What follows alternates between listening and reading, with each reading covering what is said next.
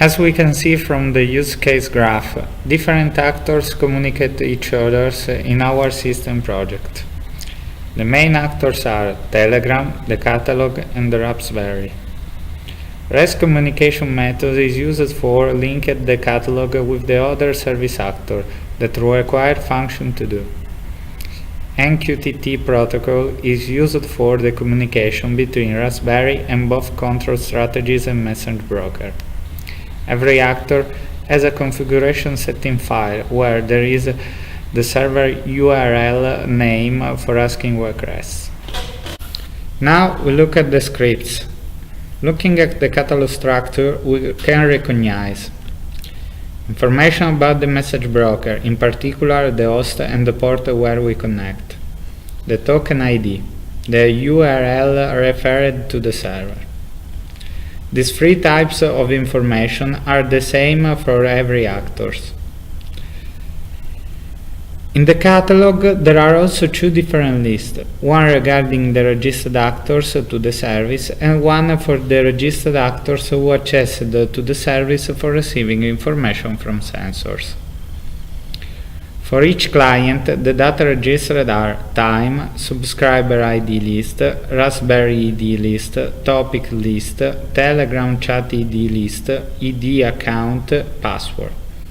The majority of the elements are in list format in order to have the possibility to register one or more chat ID and device ID to the same account for receiving information. The server is the only actor that can modify the information on the catalog. It receives a post request from Telegram and activates different functions like registering or deleting data from the catalogs as a consequence of the request done by the client.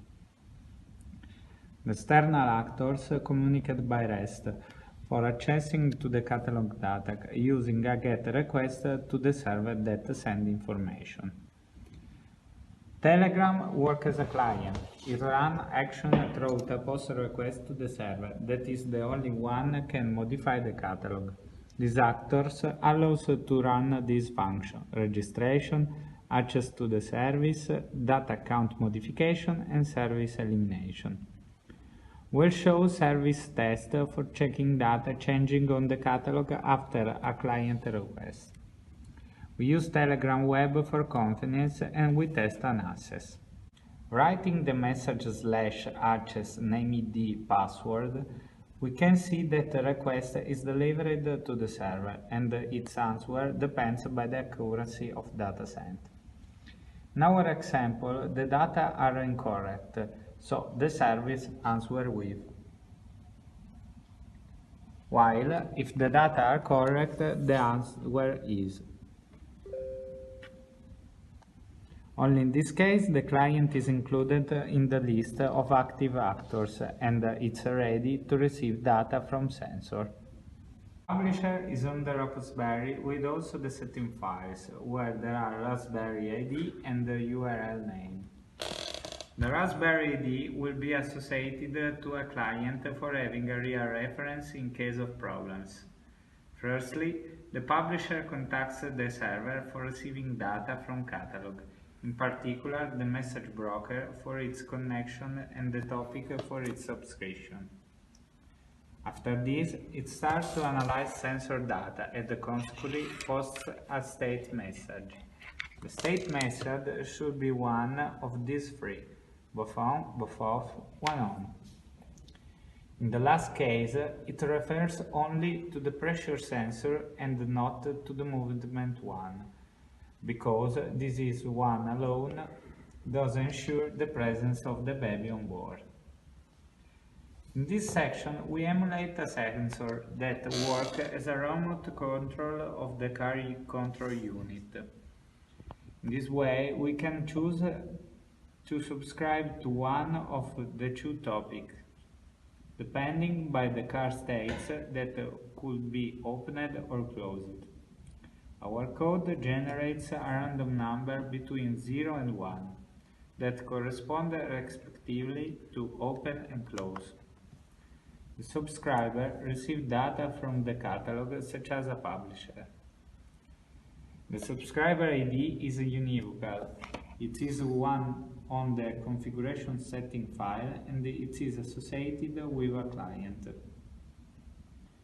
When it accesses to the message broker, it receives information from the publisher and that it activates different functions that allows to send message by the case. The alarm message is sent when the car results closed together with one of the two states, both on or one on. The alarm message could be different and at the same time the geographic car coordinates are sent. The GPS system is emulated too. The end service message is sent if the sensor don't detect the baby presence on board. The second subscriber can work as the first one presented in the first part, but the difference is that its subscriber ID could be associated with a client that could be the same of the first subscriber or of another one. We emulate a second Raspberry and its sensor, so its publisher too. The sensor work is emulated by generating random numbers between 0 and 1, where 0 means off and 1 means on. Now we show some examples. The scripts run together. In this case, two people access to the service at the same time. After this, the topics and messages generated by the publishers will be different depending by car states and sensor data. If the car is closed and both sensors are activated, the message sent is both on, while in the other case is both off. In the first case, the message on Telegram is